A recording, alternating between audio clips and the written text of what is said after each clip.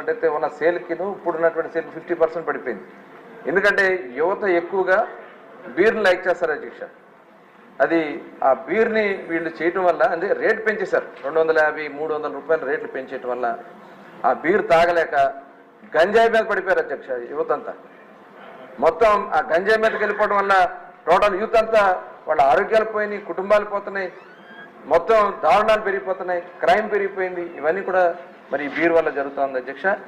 అట్లాగే మొన్న గౌరవ ముఖ్యమంత్రి గారు చెప్పినటువంటి విషయంలో చాలా డీటెయిల్గా వారు చెప్పడం జరిగింది అధ్యక్ష.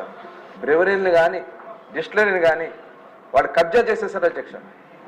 ఆ డిస్టిలరీలో వాటన్నిటి కూడా కబ్జా చేసేసి వాళ్ళకి కావాల్సినటువంటి కొత్త బ్రాండ్ సృష్టించి అవన్నీ కూడా కెమికల్ అనాలిసిస్ ఇవన్నీ కూడా చేయాల్సినటువంటి పరిస్థితి ఉంది. అవన్నీ కూడా వాళ్ళ చేతుల్లోకి లాగేసుకుని ఆ వ్యవస్థనంతా వాళ్ళ చేతుల్లోకి లాగేసుకుని వాళ్ళు చెప్పినటువంటి బ్రాండ్లే షాపులు అమ్మాలి, గవర్నమెంట్ అవుట్లెట్